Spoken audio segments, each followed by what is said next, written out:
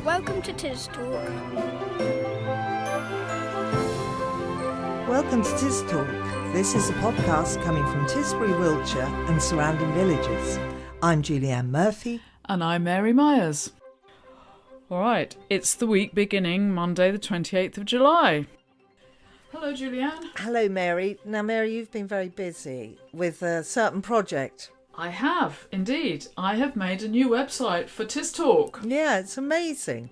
Well done. It was partly to do with my masters that I'm doing, so it was part of the homework that I had to hand in.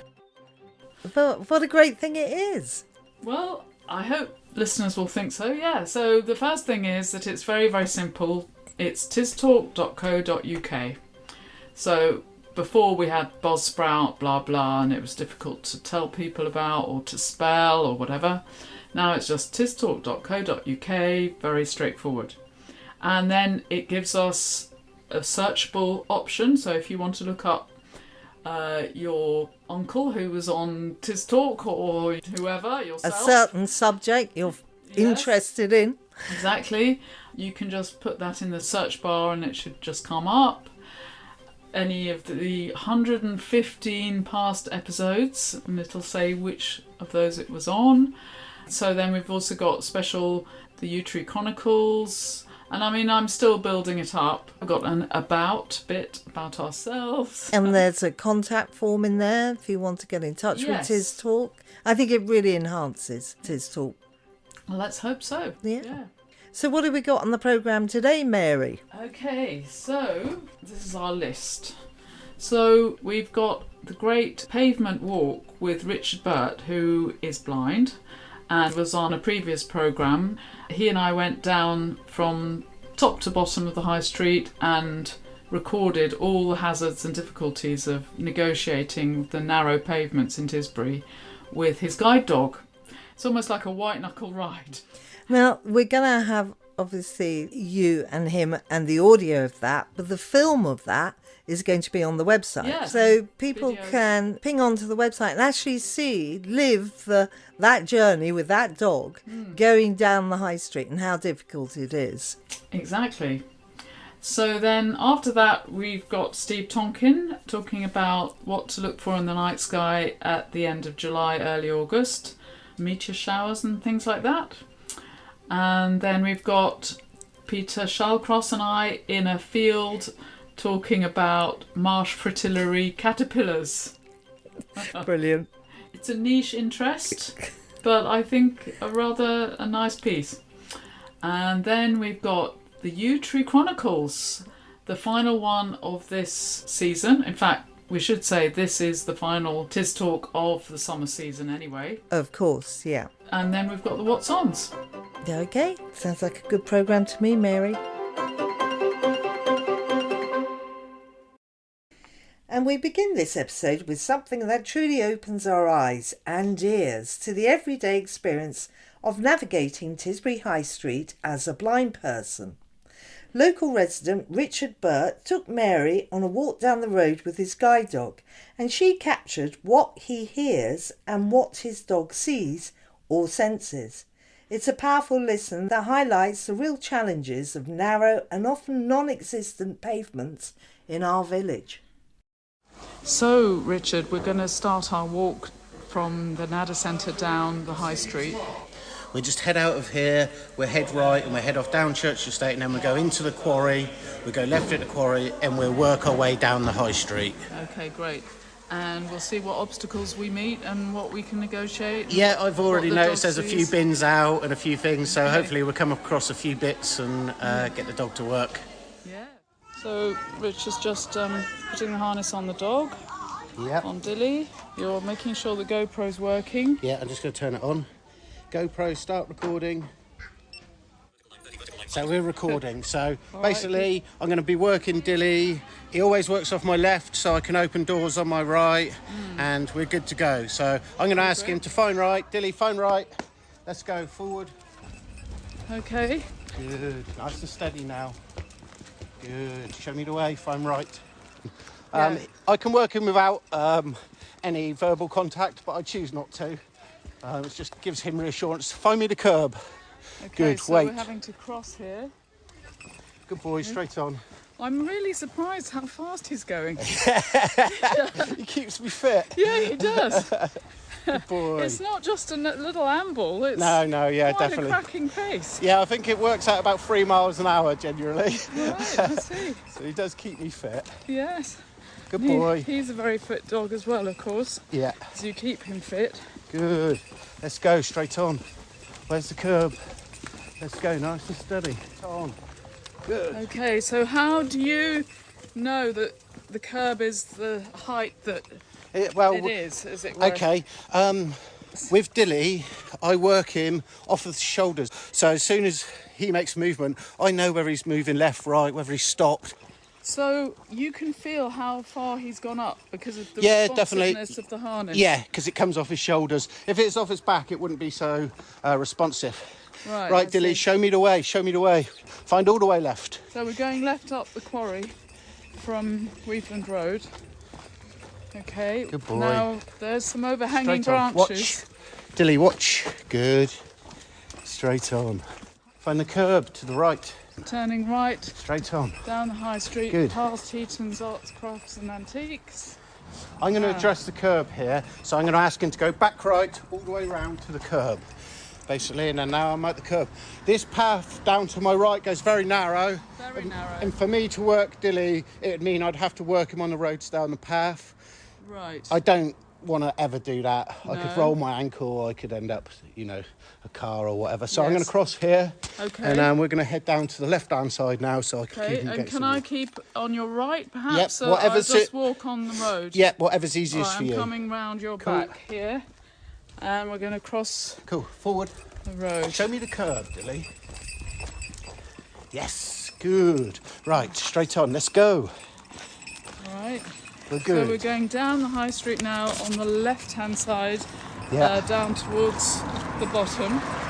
I'm actually walking in the road, but at least this side is a bit less narrow than Yeah. the other side. And at least there are Forward. 4 pavements on both sides here. Yep, Now, good. interesting. Straight on, straight on, straight on. Show me the way, Dilly. Show me the way. Show me the way. Show me the way, show me the way, show me the way. Good. So this Straight is on. a challenge here. There is a wall Good, to the curb. right in front of us. Decamp, back up, find curb. Good, straight on. Okay, so we're just in front of the old Forward. bike shop here. Forward. Yes, good. Show me the way. Straight on. Good. I'm Okay. here. I'm not going to go across there. There's a big step up. I'm going to stay on the left because Okay. farther on down it goes into a thin pavement again. So I'm just going to work us on the left. It's easier. It keeps them against the Okay. wall. It keeps them safe. But we now notice again that the pavement has run out. Yeah, it's gone. We have no pavement, so we're on the road here. Yes. Straight on. So we're GoPro, just going start past recording. the boot here. So we're just going in front of Gaston Manor. We're Yeah. not going on the pavement. No, it's too narrow, basically. I don't Yes. want to slip off the edge, and I don't want to let go of the harness. So, Okay. Dilly, straight Okay. on. Good. I mean, he is trotting. He Yeah. is trotting. He's making us trot, almost. Normally here I would cross because I know the right-hand side of the pavement's wide all the way down. But we'll stay on the left-hand side because it does narrow down a bit. But I can actually show you how I'd work him on a narrow bit because I can walk on the road and we can stay reasonably Yes. safe. We'll go past the Bennett on our right-hand side in a sec. Yep, and then we'll head on down. Yes. So, Okay. So you we're good just- to go? Yeah, I'm good to go. Cool. If you Dilly, are. show me the curb. Good. Forward. Steady. You show me the way.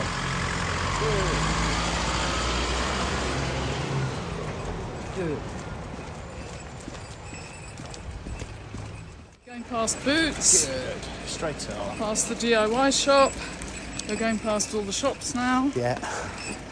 Good, yes. Good. When I'm working in the city, I will put the bell on him just because people are more aware of his situation. Nice and steady. And they hear us coming, and people quite like it as well. Yeah. So we're going to go onto a thin bit of road here, Yes. thin bit of pavement. No, he knows this routine, and Oh, he knows okay. this bit of pavement. But as you can see, I'm way back off of him now. So we're now outside the post office. Yep. And he stopped very obediently. Yeah. And you're This is a back bit of a on- tricky corner for me because Yes, it obviously is. the building shelters my ear, and so I have to sort of make an adjustment. If there's a car coming, I'll go out and I'll stop, and I will come back if I have to. Let's go straight on. Yeah, so we're now going we've gone past the Catholic Church. We're really right down at the bottom now, almost at the river. Good boy, straight on. And here, Good. the Coming away. pavement isn't too bad, is No, it? it's not too bad. This is quite good here. Yeah. Let's go We're to at the the curb. bridge and Good. the Wait. pavement disappears Wait. again. Yeah. And So there's then- no pavement on either side, there's just lines. Yep, so I'm working tight against the wall.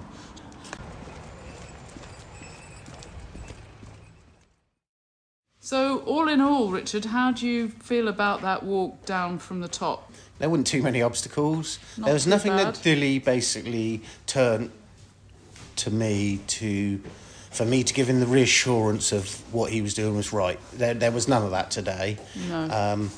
Scored a blinder, didn't he? I mean, he's Yeah, amazing. he works like that all the time, Yes. daily. You know, every time we go out. Like I was saying, I went away camping and he found the car in 30,000 tents this weekend, first time in the Amazing. dark. So, you know, I have so much trust and faith in him. Yes. But what do you feel generally about the state of the pavements and the facilities for people who are visually impaired or on on scooters or with pushchairs in Tisbury? Yeah, it's a challenge. Everywhere is. It's not just Tisbury. You know, the times that these pavements were created or whenever they were built, you know, and these things didn't get put into consideration, whereas now they do. What would improve the situation in Tisbury for you or for Dilly?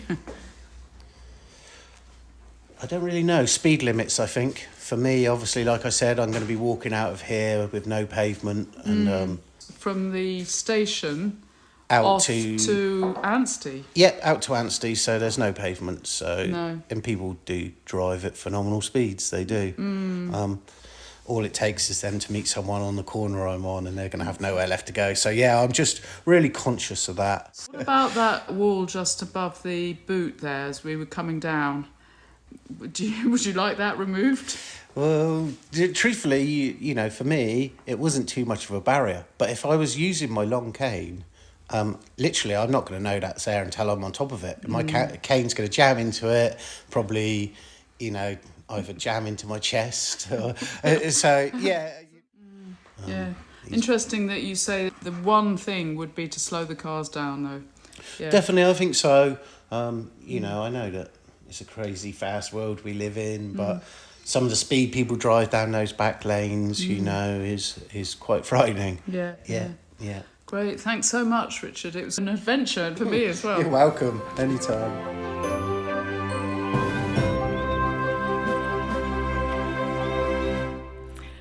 From the bumps and curbs of the High Street, we now lift our gaze to the night sky. Steve Tonkin, astronomer for the Cranbourne Chase Dark Sky Reserve, joins us again to tell us what celestial wonders to watch out for in the coming weeks.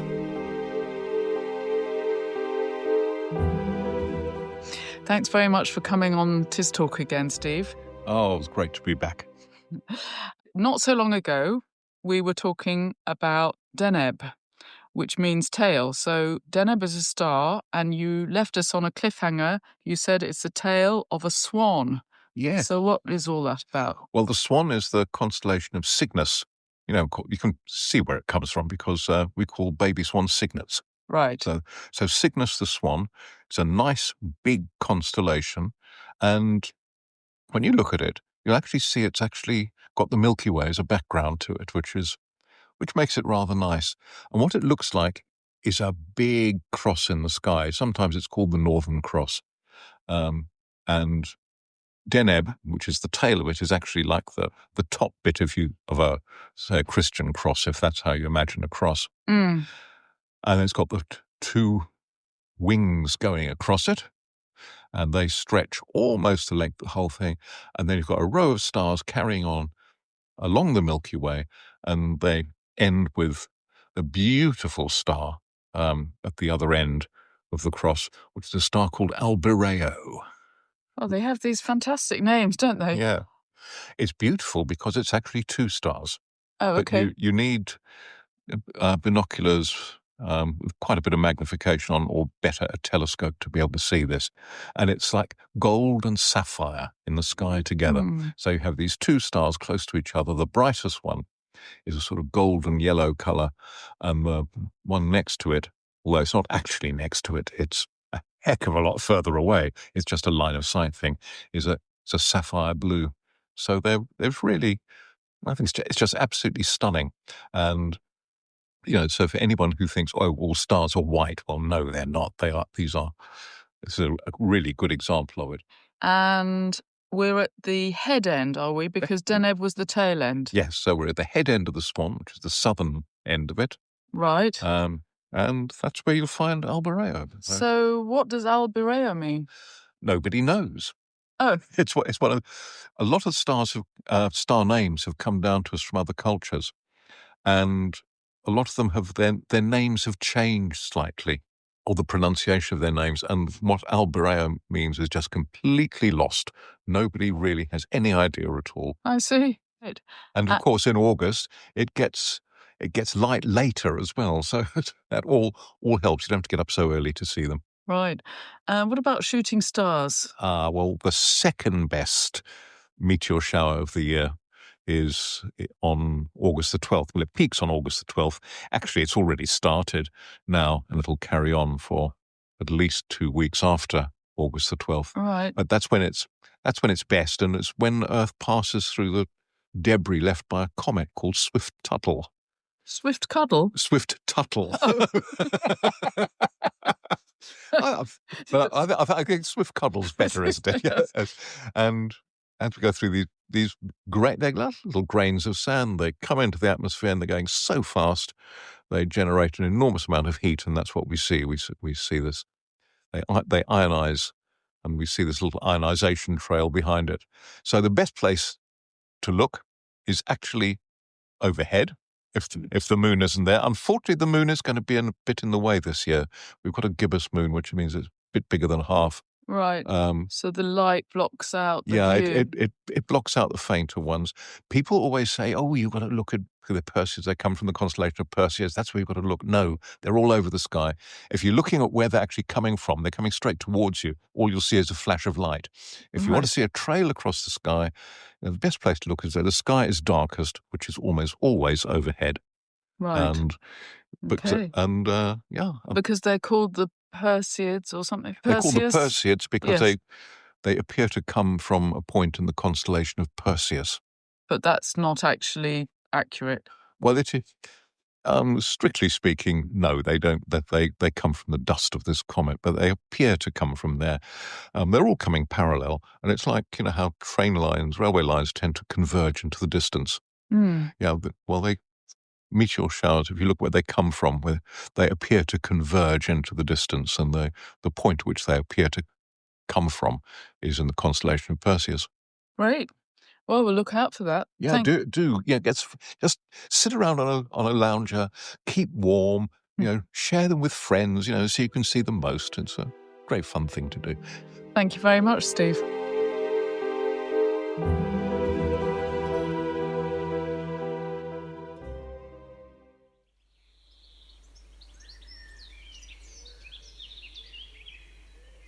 Right, so now we're doing a little report about Marsh Fritillary butterflies. And I'm with Peter Shallcross on another part of his land that's not next to Warmead, it's just in Chicksgrove. Can you just say what we're looking at here? We're in the field. Yes, basically we're looking at a hay meadow. A lot of flowers in the field. Is when we walk through it in a minute, you'll see that there's more flowers than grass. It's a marjoram, and there's a lot of butterflies using it. Yeah, it's nice. And it's not the best of fields, because as farm machinery gets bigger, fields like this of 10 acres with 3 pylons going through it are slightly tricky, more difficult. And I was keen to put it into something else, so I got a grant, and I bought a lot of seed from flower farms at Shelbourne, which grew the native local seed. Yeah. And I planted it, and it's been cut. And I brought you here, Mary, because Innes was doing a botanical survey here, and she looked down, and there was a web at her feet at a around a scabious plant. She called me over and we both knew that it was Marsh Fritillaries. Okay. We had another look and we found some more. These are larval webs, so they look like webs of spiders, webs. but they're right at the base of just one plant, this species of plant. Yeah, and they're made by the caterpillars. Yes, a group of caterpillars. So the female Marsh Fritillary flies in June, lays batches of 100 eggs at a time in different places all around scabious, and then these caterpillars hatch out and they form the web around them, and then they feed up and they actually split 3 skins, so they're what we call third instar caterpillars, before they hibernate right at the base of the food plant or where they've got some shelter, and they spend the winter in this web hibernating. And it's quite exciting because they're quite rare. I don't see them very often. We're very lucky because there's a population on the downs by the Shaftesbury Drove, either side of the Shaftesbury Drove, so they're not too far away. They're all on a strip. All right. And this is a strip I didn't cut. Be careful where we stand, because this is the scabious. Yeah, this purple flower is lovely, actually. But if you look down here, how much scabious there is there. Okay, yeah, so we might see some in a minute. Yeah. So here we've got an old web, and you can see the caterpillar's completely eaten all of the scabious. I'm pointing to another one there. So there's three webs, so there should be some caterpillars. And with the heat that we're experiencing, we should be able to see some little brown caterpillars, but they are really tiny. Are they? We found another web and we've seen the caterpillars inside moving around. They're moving really fast because it's so hot. Yes. They're munching away and moving around. Yeah. I don't know if I can photograph them. And they really are smaller than my little finger nail there, but there's one out in the open. Yeah, there's more here. And they're just rather nondescript, tiny little... you wouldn't normally get excited about them, would you? No, there's one trying to make a dash for it. Yeah. The caterpillars will disperse when they're fully fed, and they'll hang up probably on a grass stem, probably protected, so probably quite deep down in the vegetation again, so they're not preyed on by birds. And it's a very beautiful caterpillar, actually. It's white and with black streaks. Is it? So tell me about the butterfly, and what it looks like, Peter. So it's a member of the Fritillary family, of which we've got, 7 or 8 different species. And it's one of the smaller ones. And it's very broken up kind of wing pattern, mostly orange, with a fringe of almost blue dots on the hind wing and a lot of white. So it's almost like a stained glass window. Okay. Thank you.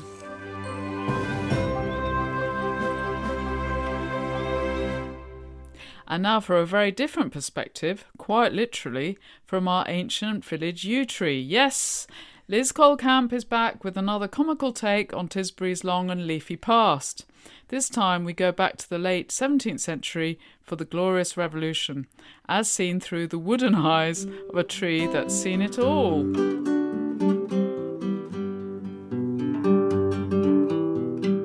La, la, la, la, la. Oh, such a beautiful day. It's so easy to get distracted when the swifts are darting in and out of the church eaves and my branches are bathed in the warmth of the sun. Ah, glorious. Now, where were we in this marvellous account of my amazing life? Ah, yes, so the Restoration is now a distant memory, and we are back to the comings and goings of hereditary kings and queens and religious intolerance for anything other than the thing you happen to believe in. Yeah. Well, this time Catholics are out, and the Protestants are well and truly established as the ruling class religion. We here are all getting along with this idea more or less when in 1685 Charles II dies and James II becomes king. All well and good, you might think, except he marries a French woman and becomes, oh boy, a Catholic. Well, down here in this part of Wiltshire, we remain pretty loyal to King James, I can tell you that. And we did resist the idea that Charles II's illegitimate and Protestant son, the Duke of Monmouth, should usurp him. Makes me think Monmouth Road, just above Church Street here. Now, why did we name it Monmouth Road? The Duke, anyhow, loses his head, and frankly, we are all collectively breathing a sigh of relief.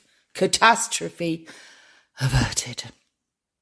But it was so short-lived.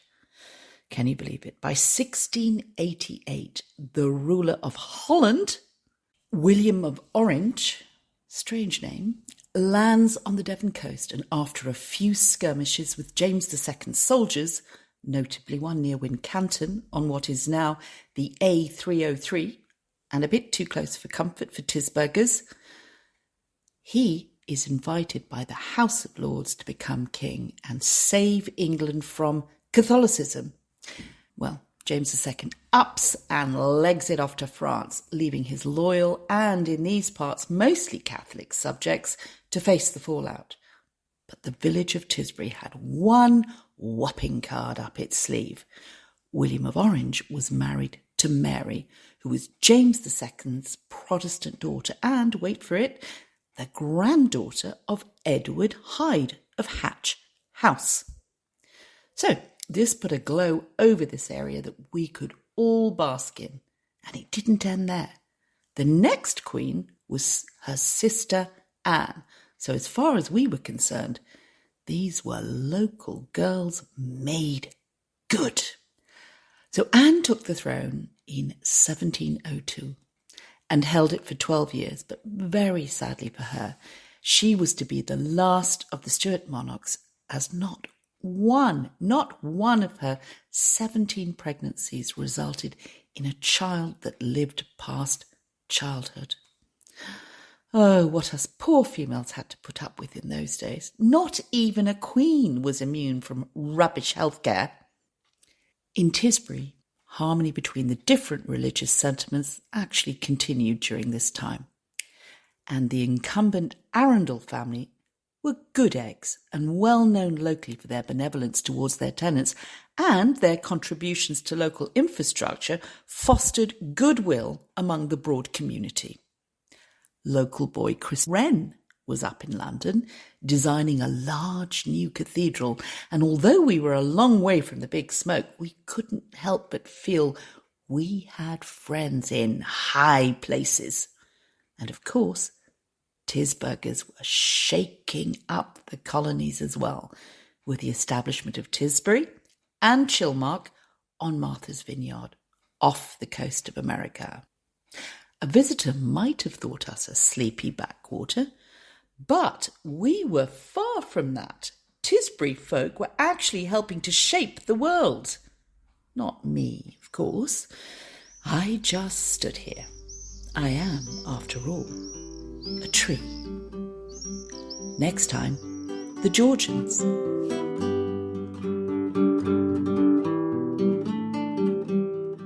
The Yew Tree Chronicles.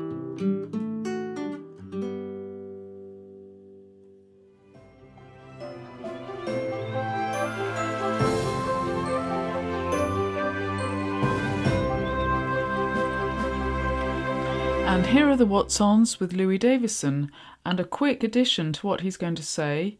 Don't forget, Green Drinks are gathering to chat about all things environmental this Tuesday, 29th of July at 7:30 in the Boot.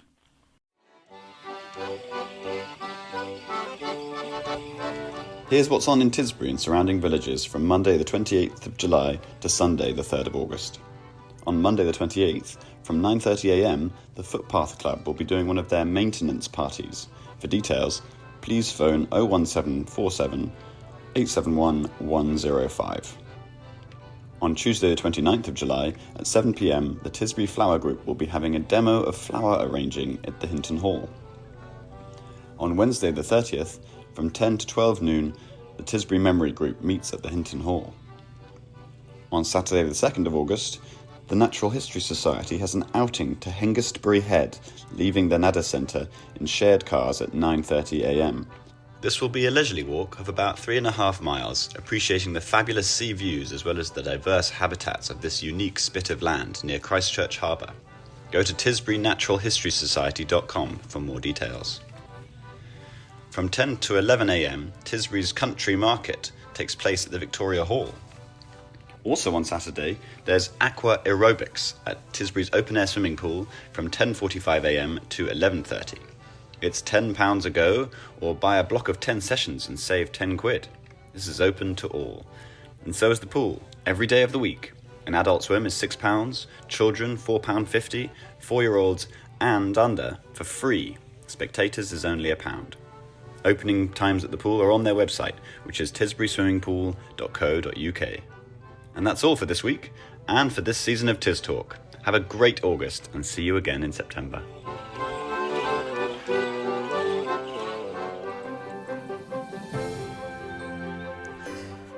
And that's it, the last TisTalk of the season. Goodbye, Julianne. Goodbye, Mary. Happy holidays. Yeah, have a good summer.